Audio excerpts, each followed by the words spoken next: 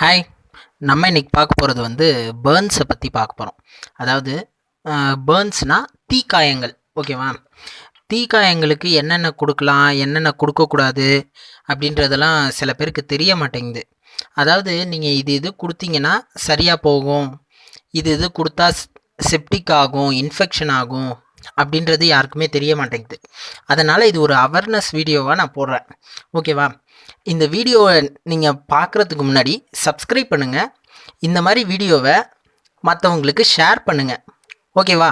இந்த வீடியோ உங்களுக்கு பிடிச்சிருந்ததுன்னா லைக் பண்ணுங்கள். வாங்க நம்ம இப்போ வீடியோக்குள்ளே போகலாம். வாங்க.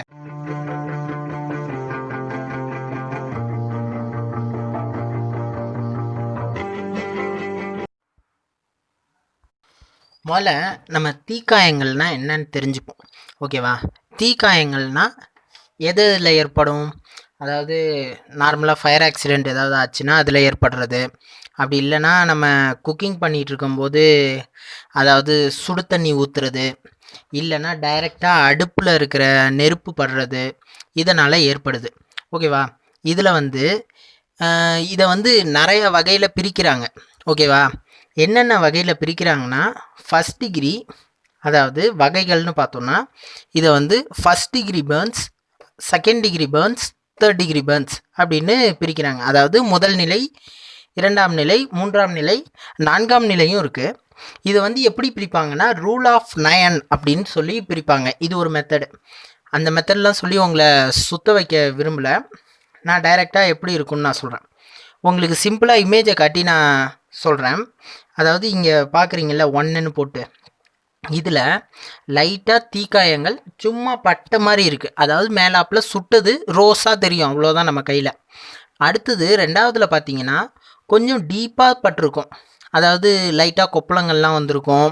அந்த மாதிரி லைட்டாக கொப்பளங்கள்லாம் வந்திருக்கும். மூணாவதில் பார்த்தோன்னா நல்லா டீப்பாக எரிஞ்சு போய் அந்த இடம் ஒரு மாதிரி கருப்பாக மாறி கொஞ்சம் அந்த கொப்பளங்களும் வந்திருக்கும். இந்த நாலாவது இருக்குல்ல, நாலாவது வந்து ஃபுல்லாக எரிஞ்சு போய் கொப்பளம் இருந்திருக்காது, அந்த இடத்துல சதையே போயிருக்கும். ஓகேவா? இந்த கொப்பளத்தெல்லாம் வந்து பிளிஸ்டர்னு சொல்லுவாங்க. அதை வந்து நீர்க்கட்டிகள் அப்படின்னு சொல்லுவாங்க. ஓகேவா? இதை வந்து நல்லா பார்த்துக்கோங்க. இதை வச்சு தான் நம்ம ட்ரீட்மெண்ட் சொல்ல போகிறோம். ஓகேவா? இதில் வந்து இந்த ஃபஸ்ட் டிகிரி பேர்ன்ஸ் அப்படின்னு, அதாவது ஃபஸ்ட்டில் இருக்குல்ல, இது வந்து ஈஸியாக ஆறக்கூடியது. நீங்கள் வந்து தீ பட்டுருச்சுன்னா, அதாவது தீக்காயங்கள் பட்டுருச்சுன்னா உடனே நம்ம தண்ணியில் நனைக்கணும். அதாவது தண்ணியில் நனைக்கணும்னா எப்படி நனைக்கிறோன்னா, எடுத்த உடனே தண்ணியில் பைப்பை திறந்து நீங்கள் நினைக்கணும். அதாவது சுட அதாவது மத்தியான நேரமாக இருந்தால் சுட தண்ணியில் நினச்சிடக்கூடாது. ஏன்னா மத்தியான நேரத்தில் சுட வரும் தண்ணி. நம்ம காலையில் நீங்கள் சுட்டுக்கிட்டிங்கன்னா அந்த பைப்பு வாட்டரை திறந்தீங்கன்னா ஓரளவுக்கு ஜில்லுன்னு வரும். அந்த தண்ணியில் நினைக்கணும். இல்லைன்னா ஏற்கனவே பிடிச்சி வச்சுருக்கிற தண்ணியில் கையை விட்டுக்கணும். ஓகேவா? இதில் அடுத்தது என்ன பண்ணணும்னா, இது எல்லாமே ஃபஸ்ட் டிகிரிக்கும் செகண்ட் டிகிரிக்கும் மட்டும்தாங்க. இந்த தேர்ட் டிகிரிக்கும் ஃபோர்த் டிகிரிக்கும் நான் கடைசியாக சொல்கிறேன் என்ன பண்ணலான்ட்டு.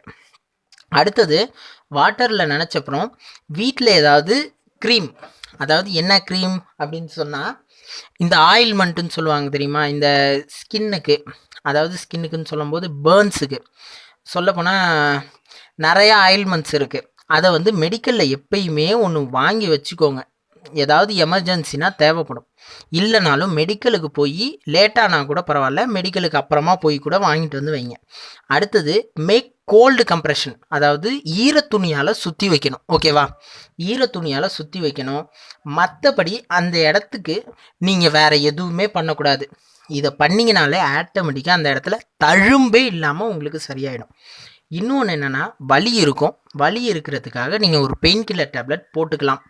அதுவும் ரொம்ப வலி இருந்ததுன்னா அந்த டேப்லெட் பேர் சொல்கிறேன், இபுப்ரூஃபான் அப்படின்ட்டு ஒரு பெயின் கில்லர் டேப்லெட் இருக்குது.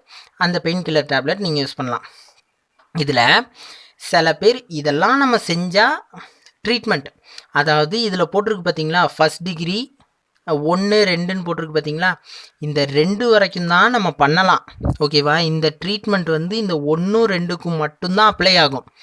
மிச்சப்படி இந்த 3க்கும் 4க்கும் அப்ளை பண்ணவே கூடாது. இந்த ட்ரீட்மெண்ட் அப்ளை பண்ணலாம். இந்த நீர், தண்ணி அதாவது வாட்டர், ஆயில்மெண்ட் இதெல்லாம் அப்ளை பண்ணலாம் தேர்ட் டிகிரி வரைக்கும். ஆனால் 3rd டிகிரிக்கும் 4th டிகிரிக்கும் நம்ம என்ன பண்ணணும்னா ஃபஸ்ட்டு நம்ம ஹாஸ்பிட்டல் போகிறதுக்கு தான் பார்க்கணும். ஓகேவா? இதில் பண்ணக்கூடாதவை அப்படின்னு நம்ம பார்க்கணுன்னா என்னென்னு பார்த்தோன்னா, ஃபஸ்ட்டு எல்லாருமே சொல்லுவாங்க டூத் பேஸ்ட்டை வைக்கணும் அப்படின்லாம் சொல்லுவாங்க. கண்டிப்பாக அதை மட்டும் பண்ணிடாதீங்க. ஓகேவா? அடுத்தது முட்டையை வைக்கணும், எண்ணெய் தடவணும் அப்படின்லாம் சொல்லுவாங்க. அதெல்லாம் பண்ணிடாதீங்க. ஓகேவா? மெயினாக ஐஸ் கட்டியை வச்சாலாம் உங்களுக்கு கொப்பளம் தான் மேற்கொண்டு வருமே தவிர ஐஸ் கட்டியெல்லாம் வச்சிடாதீங்க. ஓகேவா? இதெல்லாம் மெயினாக நீங்கள் பண்ணவே கூடாத செயல்கள். நிச்சயமாக இதெல்லாம் பண்ணிடாதீங்க. ஓகேவா? மேலே இருக்குது பார்த்தீங்களா, க்ரீனில் போட்டு, அதாவது தண்ணி ஊற்றுறது, இதெல்லாம் மட்டும்தான் நீங்கள் பண்ணணும். மறந்துடாதீங்க. மறந்து கூட நீங்கள் பண்ணிடாதீங்க. அதை தான் சொல்லிக்கிட்டே இருக்கேன் நான் மறுபடியும். ஓகேவா? அப்புறம் நம்ம பார்த்தோன்னா இதுக்கு அதாவது 3rd டிகிரிக்கும் 4th டிகிரிக்கும் கண்டிப்பாக நீங்கள் ஒரு டாக்டரை பார்த்து தான் ஆகணும். ஓகேவா? கண்டிப்பாக நீங்கள் ஒரு டாக்டரை பார்க்கும்போது அவங்க என்ன சொல்லுவாங்கன்னா, தழும்பு ஆக தான் செய்யும். அதாவது இந்த தழும்பு எப்படி உருவாகுதுன்னா, நம்ம முன்னாடி பார்த்துருக்கோம் பார்த்தீங்களா, இதில் பிளிஸ்டர்னு நான் சொல்லியிருக்கேன் தெரியுமா, இந்த நீர்க்கட்டிகள். இதை நீங்கள் நோண்டிக்கிட்டே இருக்க அது கொப்பளம் தழும்பாக மாறிடும். நிச்சயமாக அதை நோண்டவே கூடாதுங்க. புரிஞ்சுக்கோங்க, அதை நோண்டிடாதீங்க. ஓகேவா? அதனால் இந்த 3rd டிகிரிக்கும் 4th டிகிரி பேர்ன்ஸுக்கும் தழும்பு உருவாகும் தான், கண்டிப்பாக உருவாகும். ஓகேவா? அப்படி உருவாயிடுச்சுன்னா அதுக்கும் ட்ரீட்மெண்ட் இருக்குது. என்னென்ன ட்ரீட்மெண்ட் இருக்குன்னா, மசாஜ் பண்ணலாங்க. அதாவது ரொம்ப டைட்னஸ் ஆகி பிடிச்சி இழுக்கும். அதுக்கு ஒரு ஃபிசியோ கிட்ட போய் மசாஜ் பண்ணிங்கன்னா அந்த டைட்னஸோ இறுக்கி பிடிச்சிருக்கிறதோ எல்லாத்தையுமே ரிலீஸ் பண்ணிடுவாங்க. ஓகேவா? அடுத்தது ஹாஸ்பிட்டல் போனீங்கன்னா சர்ஜரி இருக்குது. அதாவது சர்ஜரினா பிளாஸ்டிக் சர்ஜரி, அந்த இடத்துல சதை ரீப்ளேஸ்மெண்ட் பண்ணுறது, இந்த மாதிரி பண்ணுவாங்க. அடுத்தது ப்ரெஷர் தெரப்பி, அந்த இடத்துல கம்ப்ரெஷன் கொடுப்பாங்க, ஓவராக டைட்னஸ் கொடுத்து அந்த மாதிரி ஸ்கின்னை க்ரோத் பண்ணுறதுக்காக. அடுத்தது ஸ்டெராய்டு கொடுத்து ஸ்கின்னோட க்ரோத்தை இம்ப்ரூவ் பண்ணுறதுங்க. லேசர் கொடுத்து இந்த மாதிரி சரி பண்ணுவாங்க. ஓகேவா? இதெல்லாம் நீங்கள் பண்ண உங்களுக்கு அந்த தழும்பு ஒட்டுமொத்தமாக அழிஞ்சு போயிடும். ஓகேவா? இதெல்லாம் நீங்கள் பண்ணிக்கிட்டே இருங்க, கண்டிப்பாக அழியும். அதே மாதிரி இந்த வீடியோலாம் உங்களுக்கு பிடிச்சிருந்ததுன்னா சப்ஸ்கிரைப் பண்ண மறந்துடாதீங்க. ஓகேவா?